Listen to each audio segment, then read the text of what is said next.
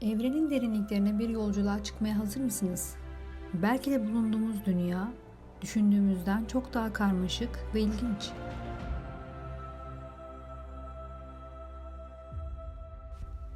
Holografik evren teorisi, zihnimizde oluşturduğumuz gerçekliğin aslında çok farklı bir yapıya sahip olduğunu öne sürüyor.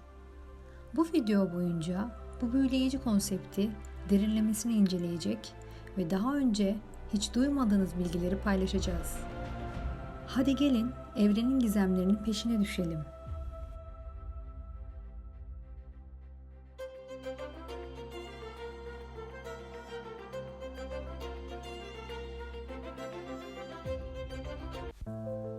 Holografik evren teorisi, fizikçilerin evrenin temel doğasını anlamaya yönelik bir çabasıdır. Bu teoriye göre üç boyutlu bir deneyim gibi görünen dünya aslında iki boyutlu bir bilginin holografik yansımasıdır. Yani tüm evrenin bilgisi uzay zamanın bir yüzeyinde saklıdır. Kulağa biraz karmaşık geliyor değil mi? Ama basit bir örnekle açıklayabilirim. Bir hologram üzerine ışık düştüğünde üç boyutlu bir görüntü oluşturan bir yüzeydir. Dışarıdaki dünyayı düşündüğümüzde bu yüzey aslında evrenin temel bilgilerini taşıyor. Yani bizler bu hologramda hareket eden varlıklarız. Antik Yunan, felsefenin doğduğu yerlerden biri. Burada evrenin yapı taşları hakkında birçok filozof farklı görüşler geliştirdi. İlk büyük düşünürlerden biri olan Thales, evrenin temelinin su olduğunu savunmuştu. Ona göre her şey sudan türetiliyordu. Ayrıca Aristoteles evrenin sonsuz olduğunu düşünüyordu.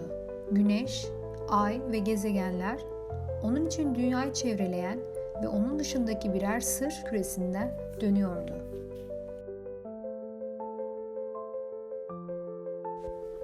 Filozof Platon, uzayı ve evreni kavrayışında farklı bir bakış açısı sundu. O, duyularla algılanan dünyanın ardında, idealar dünyasında mükemmel formların var olduğuna inanıyordu. Onun evren anlayışında fiziksel dünya gerçekliğin sadece bir yansımasıydı.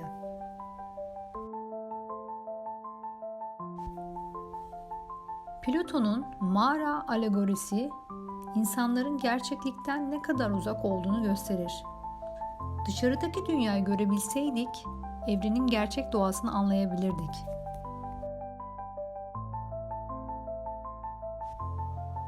Eski filozofların düşünceleri, evren ve uzay hakkında derin bir merak ve sorgulama ruhunu yansıtır. Her biri, görünenin ötesine geçmeye çalışarak varlık ve gerçeklik hakkında farklı perspektifler geliştirdiler.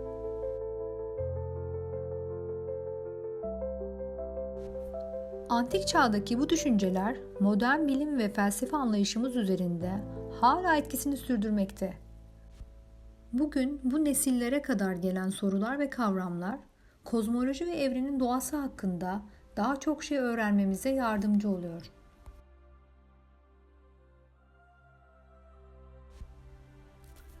Holografik evren teorisi ilk kez Stephen Hawking ve Jacob Bekenstein'ın çalışmalarıyla gündeme geldi. Bu bilim insanları kara deliklerin bilgi kaybı sorununa dair teoriler geliştirdiler. Şimdi kara delikler oldukça ilginç bir konu. Onlar evrendeki en yoğun yerlerdir ve içlerine giren her şeyi, hatta ışığı bile hapsetmekte ustadırlar. Bu ne anlama geliyor? Düşünün ki bir kara delik aslında bir tür bilgi arşivi gibidir. Burası bilgilerin bir yerde saklandığı ve galaksiye gönderildiği yer. Yani bu teoriye göre evrende her şey birbirine bağlı. Aslında bizim algıladığımız gerçeklik sadece bu bilginin bir yansıması.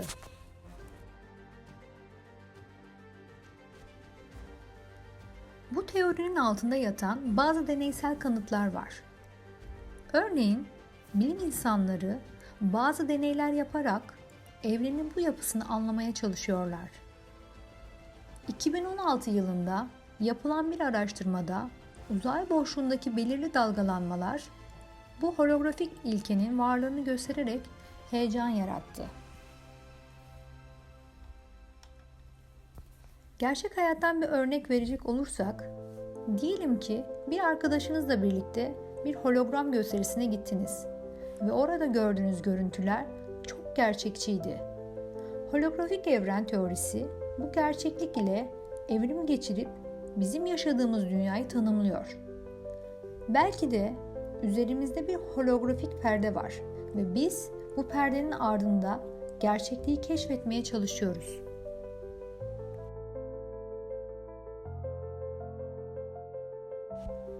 Bu teori sadece bilimle sınırlı kalmıyor.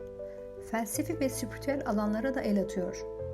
Düşünsenize, gerçekliğimizin bir yansıması olması, hayatın anlamı ne diye sorular sormamıza yol açar. Belki de her şey daha büyük bir bilincin parçasıdır. Kim bilir? Gerçekten var mıyız, yoksa sadece bir hologramda oynayan figürler miyiz? Hologramın arkasındaki gerçeklik ne? Bu sorular insanlığın yüzyıllardır sorduğu sorulardır. Holografik evren bu sorulara yeni bir bakış açısı getiriyor.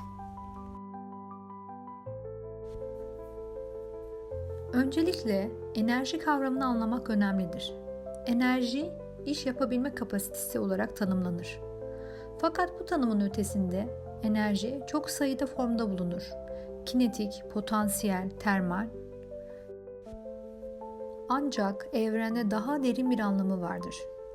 Örneğin Albert Einstein'ın ünlü M=mc² denklemi ile enerjinin madde ile olan ilişkisini ortaya koymuştur. Bu denkleme göre maddenin bir formu da enerjidir. Peki, enerji cisimcikleri dediğimiz şey nedir?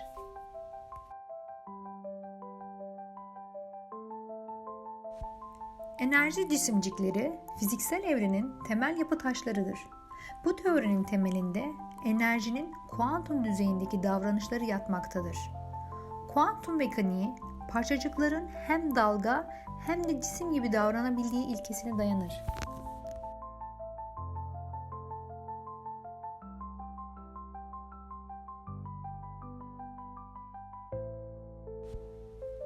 Enerjinin bu temel parçacıkları aynı zamanda varlığın temel niteliğini de belirler. Örneğin fotonlar ışın parçacıklarıdır ve enerji taşıyan en temel birimlerden biridir. Enerji cisimcikleri etkileşim aracılığıyla birbirleriyle sürekli bir iletişim içindedir. Düşünün ki bir futbol maçı izliyorsunuz. Topun hareketi oyuncular arasındaki etkileşimi temsil ediyor. İşte bu etkileşimler enerjinin transferi ve dönüşümünü sağlar. Günlük hayatımızda enerji cisimciklerinin etkisini sıkça görürüz. Örneğin yanımızda bir ateş yanarken ateşin kaynağı olan enerji cisimcikleri sürekli hareket ediyor ve ısı yayıyor. Bunun yanında güneşten gelen ışık da fotonlarla doludur. Bu fotonlar sıcaklığı ve ışığı taşıyarak yaşamımızı sürdürüyor.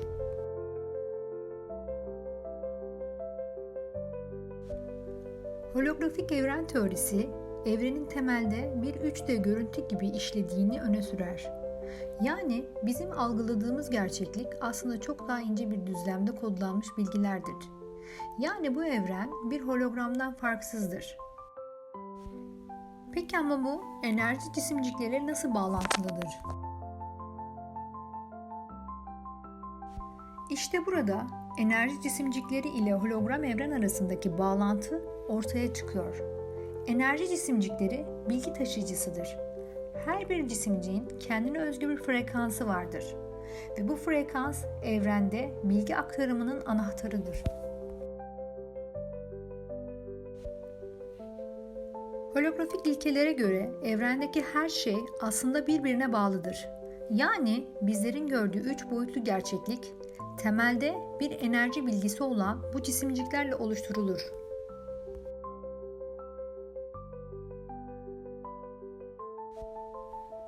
Sadece fiziksel dünyamız değil, Bilinç düzeyimiz de bu holografik evrenin bir parçasıdır.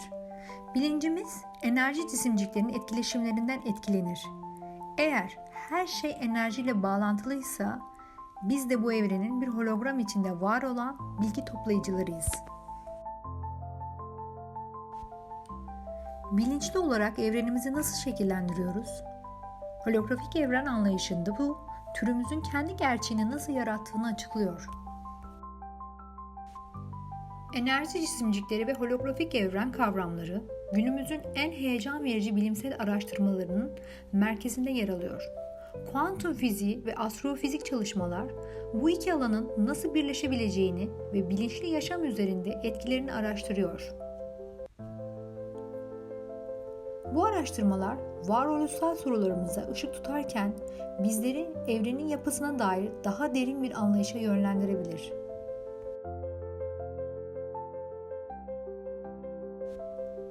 Bugün enerji cisimcikleri ile holografik evren arasındaki muazzam bağı keşfettik.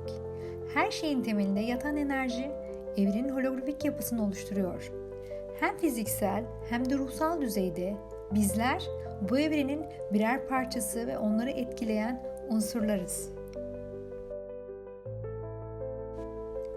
Sevgili izleyiciler, holografik evren teorisi sadece bilimsel bir konsept değil, aynı zamanda derin düşüncelere ve sorgulamalara yol açan bir yolculuktur.